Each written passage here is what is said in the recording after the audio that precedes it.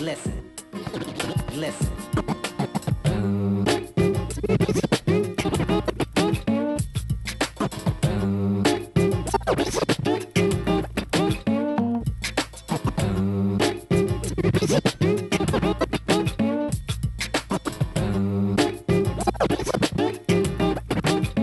Tony, thanks for... Tommy, how are you? Tommy, I don't often get called that. Oh, you know what? That's my real name. Is it really? Yeah, I was a DJ in Oldham, and the owner of the club said, "Tommy's not cool, man.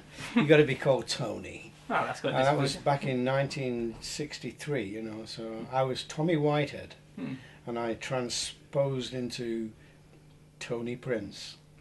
So what was the back in the 60s, and what was the music you were playing then? Well, you know, I mean, I grew up on the rock and roll wave in the late 50s. That brought me into music, Elvis Presley and so on. But by the time I became a DJ, I'd been singing with a band. I was singing rock and roll and pop music. And, yeah, it was all kind of like Chubby Checker, Let's Twist Again, Jeff Beck, Hi-O, Silver Lining, all the stuff that made people dance in the top rank in Oldham. I was singing with the band, playing guitar, and then when the band had a break, I was the DJ playing records. And then the Beatles came. We had them on in the top rank in Oldham. The night Please Please Me went to #1. It was their first #1. I guess it really was the start of Beatlemania. But by that time my group had broke up.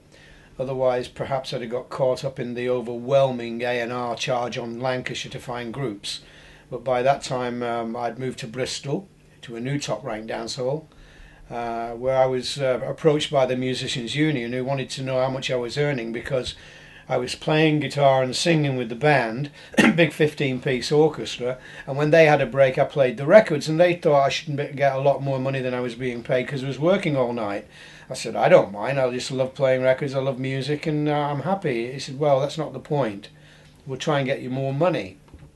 And far from that, about a week later I got a letter, I've still got it, saying you're breaking union rules. Our rules are keep music live. We don't like records being played in dance halls or clubs, and it was the same thing that the BBC ran into, needle time restrictions. That was all down to the Musicians Union trying to protect musicians, the people who probably didn't deserve £16 a week. So I was thrown out of the Musicians Union. They gave me a choice: packing playing records, or you know, we'll have to sack you from the union. So Top Rank, the company, had a lot at stake here, and I became a test case for the Keep Music Live war. And I'm the only guy who was ever thrown out of the Musicians Union for that Keep Music Live rule. And they imposed sympathy on the decision. I was outvoted by all the members one Sunday afternoon. If I ever want to rejoin the MU, £50 will do it. We'll put it behind us. I still got that letter as well. But I never paid the £50. I never looked back. I became a DJ from that point on. Yeah, and so DJing really has been what's kind of made you famous. In but not just turntablism, but also DJing on various radio stations. So when did DMC actually start? That was early 80s, am I right in thinking? It was founded really in February 83 was the first release. I'd been priming the market on Radio Luxembourg, the station I worked on as a DJ. I was program director then, and I'd started playing mixes on my, well, we called it a disco show. Disco wasn't an uncool word in those days. It was all Saturday Night Fever period, you know, the Bee Gees and Staying Alive and all that. So disco became the cool phrase. And we started the Disco Mix Club based on something I recognised through the playing of the mixes on Radio Luxembourg. DJs used to write to me and ask how they could get hold of them so they could play them in their club. So I approached the music industry through the BPI. Thankfully the chairman at that time was a very good friend of mine, Maurice Oberstein, and over lunch one day I said, I've got a really cute idea here. You guys are spending fortunes sending DJs who you don't know all your new releases.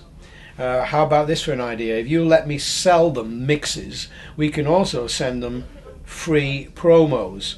So I will send your promos out for you, and the DJ will have paid for the postage because they're buying my mixes. He thought it was a fantastic idea. So did the BPI committee, and we got the first license for a DJ-only record label, and that was the DMC.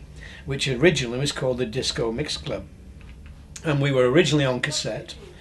And we do mega mixes was a word we coined to describe the melody of tying a load of tracks together.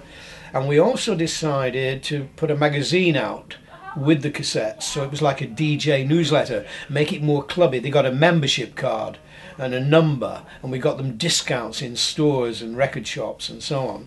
And yeah, that really, and the magazine was called Mix Mag, and that grew and grew. And it really became the voice of club culture, and created all the big superstar DJs in clubland. And meanwhile, DMC was getting into the mixing championships. We started one off in the Hippodrome in London, Peter Stringfellow's new club at the time, which was a superb venue. And we put on a little mixing competition, but it was really nothing to do with scratching. It was just seeing how many records you could mix together in a couple of minutes. The second year we were more serious about the art of mixing, and DJ Cheese came along from America, and for the first time ever he introduced the scratch concept into a mix, and that was it. Just blew up from that point on. We owe everything to DJ Cheese.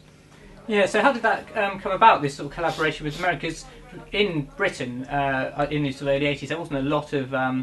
I mean, hip-hop wasn't really... Am I right in thinking it wasn't really massive? I mean, I was just born there, so I don't really remember it. Everybody looked up to America for the best hip-hop because it was very kind of, you know, aggressive and cool. The British versions were a little bit insipid compared with the American rap at the time. DMC and Mixmag used to take DJs on a trip to the New Music Seminar in New York. We hired Richard Branson's Virgin Atlantic plane and filled it full of DJs and record industry moguls, and we'd take Britain to America, and we did that for a few years, and we ran into the battle for world supremacy which was going on. While we had the DMC mixing championships, they had the battle for world supremacy, which was run by Thomas Silverman at Tommy Boy Records, and we took Chad Jackson, our new world champion, the first British world champion, over to compete. So that's how we really integrated with American society, DJ culture. We then, DMC, opened our own office over there, originally in California, and then we realised we should be better off in New York, so we came to New York. We had really cool people working for us over there.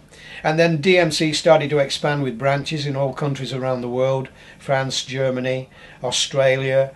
It was just fantastic how it evolved, you know. It just really, it just exploded, you know. Nothing I did that was clever. It was just everybody wanted to be part of DMC.